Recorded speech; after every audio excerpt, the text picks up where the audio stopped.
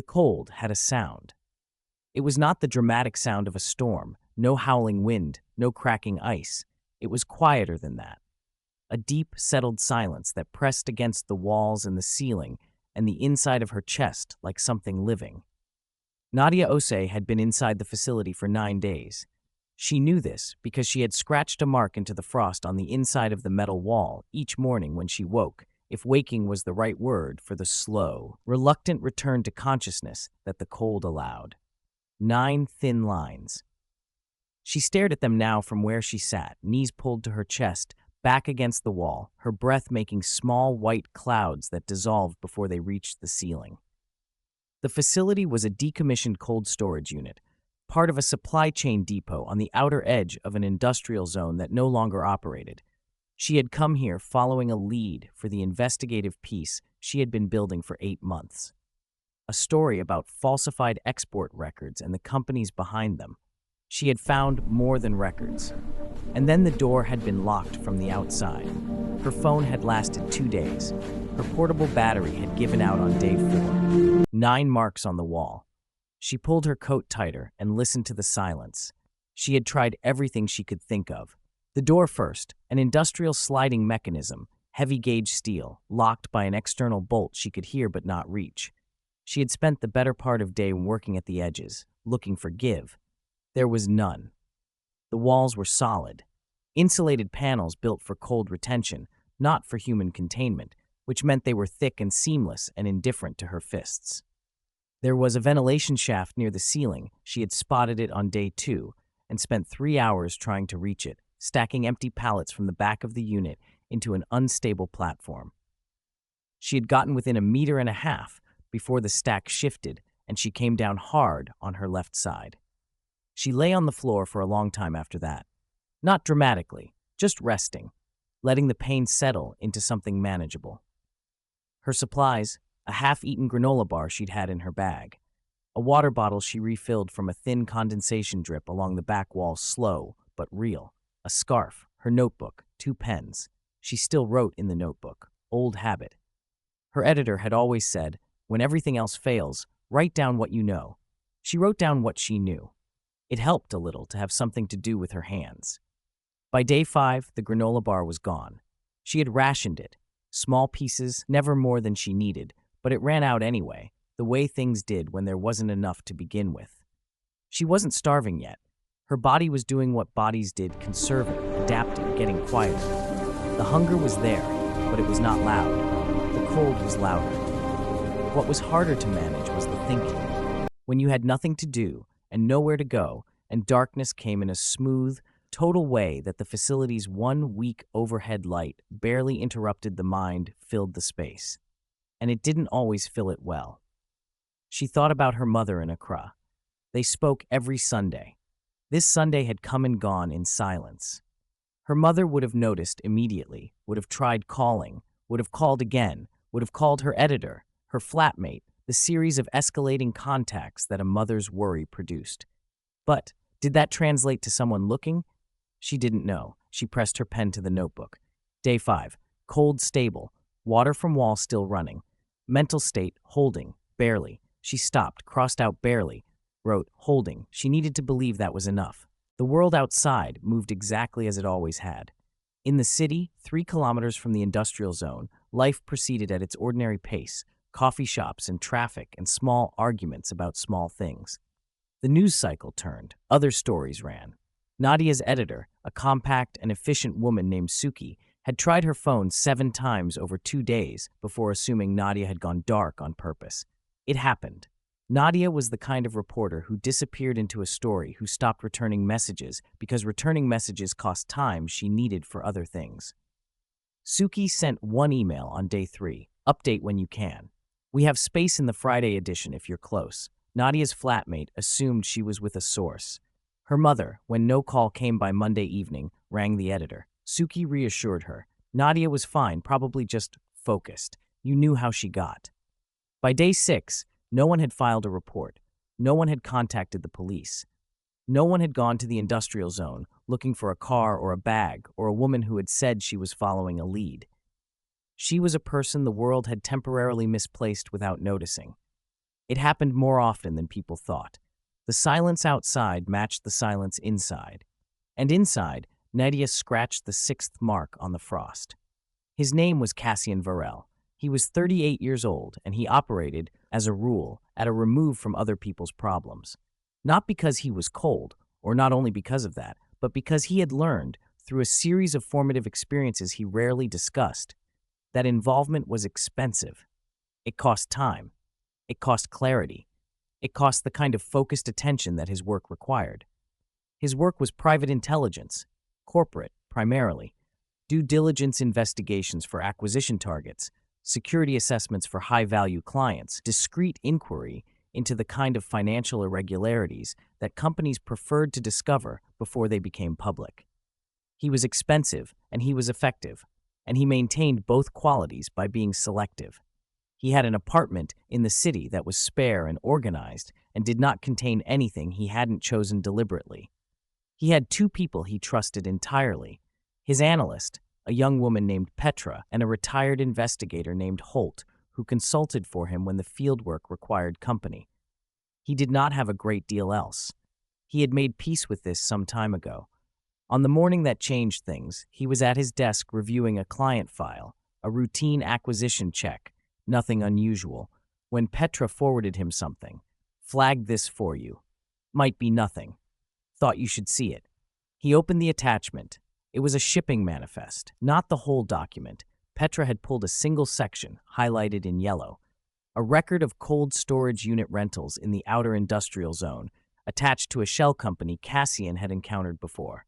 Briefly, peripherally, in a file from 2 years ago involving falsified export documentation. He scanned it. The highlighted section showed an access log, dates and times when the unit had been opened, by whom. The last entry was 9 days ago, a single access event, and then nothing. Petra's note said, "Unit registered to Shellco, you flagged in the Hartwell file. Last access 9 days ago, no closeout record. Depot says they don't manage the unit directly, tenant controlled. Looked into it, no current registered tenant contact. Could be a paperwork gap, could be nothing." He read it twice, he set it aside, went back to the acquisition file, came back to it 12 minutes later. A cold storage unit, tenant controlled. Last accessed 9 days ago, no closeout, no contact. Individually, none of it was alarming. Businesses had administrative gaps constantly. Shell companies had careless paperwork. Depots had records that lagged by weeks. He looked at the shell company name again. He had seen it before, in a different context, connected to a different set of irregularities. He set down his pen. He couldn't explain why it bothered him. That was the honest answer, and Cassian was a man who valued honest answers even when they were inconvenient. He sat with the manifest for another hour, not obsessing, just returning to it at intervals, the way you return to a sound you're not sure you actually heard. The shell company connection was thin, a thread, not a rope, the kind of thing that, in isolation, he would file and move past. But something about the access log wouldn't settle. One entry. 9 days ago. Nothing since. He had been doing this work long enough to recognize the feeling. The specific low-grade discomfort that occurred when data points were missing, and the gap they left had an unusual shape. Most gaps were rectangular. Boring. Administrative. This gap was shaped like something he couldn't quite name. He pulled up the Hartwell file from 2 years ago, scrolled through it, looking for the shell company. Found it in a footnote, a property listed as an asset of a holding company connected, at 3 removes, to the main subject of that investigation. The holding company had been investigated for labor violations, specifically, the unlawful detention of workers in a logistics facility. He stared at that line. Unlawful detention in a logistics facility. He closed the file, opened it again. He sat for 20 minutes doing nothing. This was unusual for him. Cassian moved from information to decision quickly. It was part of what made him effective. Hesitation was costly. The longer you waited, the more the environment changed around the decision you were trying to make. But he sat. He thought about what he was considering. He had a client file due Friday. He had 2 other active matters that required his attention. He had no client in this scenario, no one paying him, no scope of work, no terms. He had a shell company with a strange gap in its access log. He thought about the labor violation footnote. He thought about the word detention. He picked up his phone and called Holt. "I need someone to do a physical check on an address," he said. "Cold storage depot on the outer industrial zone, east side. One specific unit. I need to know if it's occupied." Holt said, "Occupied how?" "I don't know yet." A pause. "Is this a client thing?" "No." Another pause, the kind that meant Holt had questions he'd decided not to ask yet. "When do you need it?" "Today." He hung up, went back to his desk, tried to focus on the acquisition file. He could not focus on the acquisition file. Day 9 was the hardest. Nadia had started rationing her energy the same way she'd rationed the granola bar. Small expenditures only. She no longer paced. She sat or lay carefully on her side on the one flattened piece of cardboard she'd found in the back of the unit, and she thought about warm things, not as escapism, as a physiological strategy. She had read once about the body's response to cold, how the mind could be recruited into the effort. She thought about her mother's kitchen, the specific quality of afternoon light in Accra, a bowl of soup she'd had in a restaurant in Lisbon 3 years ago. She wrote them down. Things that are warm, the kitchen at home, the radiator in the office that always runs too hot, the pavement in summer. She filled half a page, then she stopped, because the pen was getting harder to hold. Her fingers had not reached the level of danger. She knew what frostbite looked like, and she was not there. But they were slow and stiff, and the handwriting on the page was looser than usual. She looked at it, and it looked like someone else's. She pressed her hands together between her knees, breathed slowly. Holding, she told herself. The word was getting harder to mean. The condensation drip had slowed. She noticed it on what she believed was the morning of day 10. The thin stream along the back wall that had been her water source was now barely a trace. The temperature inside the unit had dropped. She didn't know by how much. She had no thermometer. What she had was a body that was telling her things. She was sleeping more than she should, not restfully, drifting, the kind of thick, unearned drowsiness that she recognized as a warning sign. She had to work to wake fully. Had to sit up deliberately and breathe and press her hands together and speak out loud sometimes, just words, any words, to keep her mind moving. She recited things she had memorized, a poem from secondary school, the names of the countries in West Africa in alphabetical order, the first paragraph of the best article she'd ever written. She told them all out loud, quietly, to the cold walls. Day 10. She looked at the marks on the wall. 10 lines. She thought about probability. She was a journalist. She was good at research, good at logic. The probability of someone finding an unmarked facility, unlisted, connected through layers of corporate camouflage to a company that didn't want to be found. She pressed her lips together. She made the 10th mark anyway, and waited. Holt called back at 2 in the afternoon. "There's a unit," he said, "tenant-controlled, like you said, padlocked external bolt. No activity I could see from the exterior." "Did you hear anything?" A pause. "I knocked on the panel wall. And I thought I heard something. Could have been settling metal. Could have been something else." Cassian was already on his feet. "What did it sound like?" Holt was quiet for a moment. He was not a dramatic man. He chose words carefully. "It sounded like someone trying to respond." Cassian said, "Don't leave." He grabbed his coat. In the car, he called Petra and asked her to pull everything on the shell company. Not just the footnote. Everything. Ownership trail, connected entities, transaction history, any litigation. She said it would take 2 hours. "Start now and send me what you have as you find it." He drove. The industrial zone was on the eastern edge of the city, a 30-minute drive in normal traffic. He watched the city transition around him as he moved through it, the glass and commerce of the center giving way to wider roads and flat-roofed buildings and fenced compounds. He thought about the sound Holt had described, someone trying to respond. He pressed the accelerator. He met Holt at the depot entrance. Holt was 61, gray-haired, built like someone who had once been very strong and still retained the outline of it. He looked at Cassian with the expression he always wore when he had reservations. "I made a call," Holt said. "Depot manager. He says the unit is registered as secured and he has no authority to access it. Tenant-controlled means exactly that. He suggested we contact the registered tenant." "Who is the registered tenant?" "The shell company. No active contact listed. So we can't reach them. He knows that. He said if we believe there's an emergency situation, we should contact the police. Cassian looked at the compound. Did you contact the police? I called it in. They said they'd send someone to assess. Estimated response. Holt paused. 3 to 4 hours. Cassian looked at him. I know, Holt said. 3 to 4 hours. They don't have the information you have. To them, it's a potential welfare check on a storage facility. Someone is in there, Holt. You don't know that with certainty. I know it with enough certainty.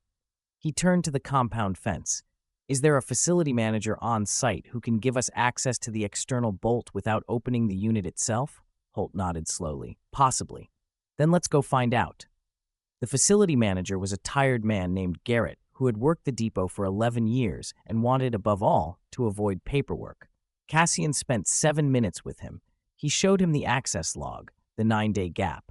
He explained the shell company connection and the prior labor violation record in terms that were factual, precise, and delivered without urgency, because urgency made men like Jarrett defensive. He made it simple. He made it clear. Then he said, if someone is in that unit and we wait 3 hours for a welfare assessment and something happens, the access log with your name on it will be part of the inquiry. Garrett looked at the log. I'm not accusing you of anything, Cassian said calmly. I'm telling you what the record will show. Garrett got the bolt cutters from his office. He led them through the compound to the unit, a low, broad structure at the back, indistinguishable from the others. The external bolt was a heavy padlock, the kind you needed either the key or serious tool pressure to break. Garrett positioned the cutters. Cassian stepped close to the metal wall, put his hand flat on the cold surface, knocked twice. A silence. Then, from inside, 2 knocks back. Faint, slow, but deliberate. He stepped back. Open it. The cold that rolled out when the door slid open was a physical thing. Cassian felt it hit him like a wall, a deep, contained cold that had been gathering for days with nowhere to go. He stepped inside. She was in the back corner, on a flattened piece of cardboard, knees drawn up, coat pulled around her. She had heard the knocking. She had knocked back. She was looking at him now with eyes that were alert but moving slowly, the way eyes move when the body has been conserving everything for too long. She said something. Her voice was barely there. He crossed the unit in 4 steps and crouched in front of her. She was dark-skinned, late 20s or early 30s, hair pressed flat with the damp cold, her lips dry and cracked. She tried to say it again. 10 days, she managed. I've been here 10 days. He looked at her hands, pressed together between her knees, the fingers red and stiff but not white, not black, not frostbitten, closed but not there. Can you stand? He said. She thought about it with the seriousness of someone assessing a genuine question. Yes, she said. I just need a second. He stayed crouched, patient. She got herself upright, not quickly and not easily, but completely without help. He noted that. He gave her his coat in the car. Holt drove. Cassian sat in the back with Nadia. He had learned her name from the press ID in her bag, which Holt had collected, and watched her drink from the thermos Holt kept in the glove box. Hot tea, not boiling, right temperature. She drank slowly. She was coming back to herself in visible increments, the color returning, the movements becoming less effortful. She wasn't talking yet. That was fine. He had Petra's messages on his phone. He read them while Nadia recovered. The shell company connected to 3 parent entities. One of them, at 2 removes, was a property investment group called Vestron Holdings. He read the name and something shifted in his memory. He scrolled further. Vestron Holdings had been the subject of a civil action 4 years ago. A former employee had alleged financial misconduct, specifically the misappropriation of investment funds from a charitable trust. The case had been settled out of court. The complainant in that case, a journalist. He checked the name. Osei N. He looked up from his phone. He looked at the woman beside him, wrapped in his coat, hands curved around the thermos, looking out the window with the cautious expression of someone re-encountering a world they weren't sure had kept their place. Nadia Osei, he said quietly. She turned her head. You've been investigating Vestron Holdings. Her eyes steadied on him. Yes. She told him what she had found. Not immediately. They went to the hospital first, which Cassian insisted on, and which she resisted until Holt pointed out, with quiet practicality, that her hands needed to be assessed by someone qualified to assess them. She conceded. The hospital was 2 hours. Mild hypothermia, early-stage frostnip on 3 fingers, dehydration, all treatable. She would recover fully. Cassian waited. When she came out, he was still there, which seemed to surprise her. They found a quiet corner of the hospital cafe. She held a proper cup of something hot, and she talked. She had been following the Vestran Trail for 8 months. It went deeper than falsified exports. Those were just the surface layer. Underneath was a systematic pattern of fund misappropriation connected to a charitable foundation that had been siphoning money from international aid distributions. Real money. Large amounts. From sources meant for people who had nothing. She had documentation. Copies stored in 3 separate locations. She had learned, from the civil case 4 years ago, to never keep everything in one place. They locked me in that unit to buy time, she said. They needed me out of the picture while they moved things. Cassian said, "How much time do they need?" She looked at him steadily. "We have maybe 5 days before the key transfer clears." He was quiet for a moment. Then, "Tell me everything you have." She talked for 3 hours. He listened the way he always listened, completely, without interrupting, except to clarify. Petra joined them by phone for part of it, pulling documents in real time as Nadia referenced them, cross-checking against the files she'd already compiled on Vestran. By the time they were finished, the picture was clear. Vestran Holdings was the financial engine of a network that had been operating for at least 7 years. The charitable foundation, registered, publicly trusted, collecting donations, was the mechanism through which diverted funds were laundered back into legitimate investment vehicles. The falsified exports were one arm of a much larger operation. And the man at the center of it had a name Cassian recognized, not from Nadia's files, from his own. He had done due diligence on a company 2 years ago, a routine check for an acquisition client. One of the directors of that company had appeared clean. He had flagged him as low risk. That director was connected to Vestran at the top level. He had missed it. He had been thorough, and he had still missed it, because the layers of distance had been engineered specifically to survive thorough checks. He looked at Nadia. "I had this man in a file 2 years ago. I missed the connection." She met his gaze. "So did I, the first time." That, somehow, was the most useful thing anyone had said to him in years. They worked through the night. Cassian's apartment. Petra on the line for the first 4 hours, then signing off to sleep and picking back up at 6. Holt made food at some point, the kind of practical, unremarked gesture that was entirely characteristic, and left it on the table. Nadia worked with the focus of someone who had been waiting 10 days to do exactly this. Around 3 in the morning, he watched her trace a connection on the document spread between them, her finger moving from one name to a corporate registration to a transaction date, and the connection she was drawing closed a gap that had been sitting open in his own analysis for 2 years. "There," she said. He looked at it. She was right. "You've been building this for 8 months, he said. "Longer," she said. "The first case, the civil action that was 4 years ago, I filed it personally, lost." She looked at the documents. "I was 28. They outspent me in legal fees inside 3 months. But you didn't stop." "No." "Why not?" She looked up at him. Her eyes were clear and direct and a little tired and completely certain. "Because the money they were taking was meant for people who didn't have anything else," she said. "What was I supposed to do with that?" He looked at her for a moment longer than he needed to. He didn't have an answer. But something in him rearranged, very quietly, around the question. The filing happened on day 4. Nadia's editor, Suki, who had been operating between guilt and relief since Cassian had called her, ran the story the moment the legal review cleared. It went wide fast. By midday, 2 regulatory bodies had announced inquiries. By evening, the key transfer Nadia had been racing against was frozen by court order. 3 senior figures connected to Vestran Holdings were named. 2 had legal counsel issue statements by nightfall. 1 had already left the country, which was itself a kind of statement. Cassian sat in his apartment and read the coverage on his phone. His name appeared nowhere in it, which was how he preferred things. But he kept reading. Not for the financial details. He already knew those. He read for the other part, the part about the charitable foundation and where the money had been going and where it had stopped going, the part that named the communities affected, the numbers, the years. He had spent his career dealing in information as a commodity. He was paid to find it, assess it, contain it.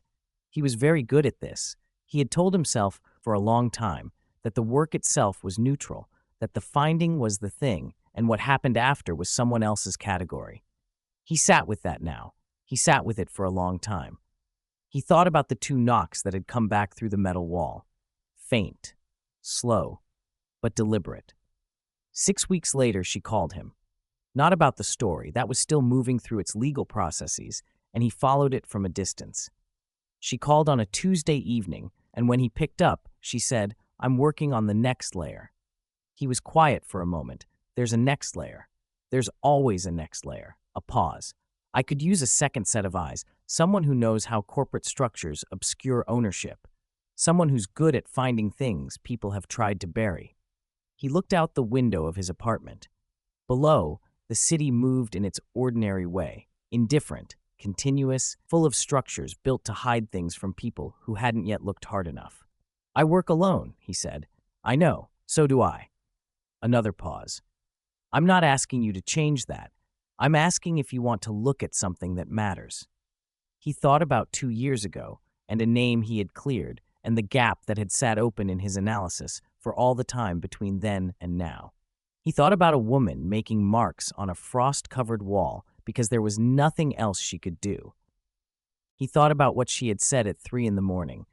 What was I supposed to do with that? And the way he hadn't had an answer. Maybe that was the answer. "Send me what you have," he said.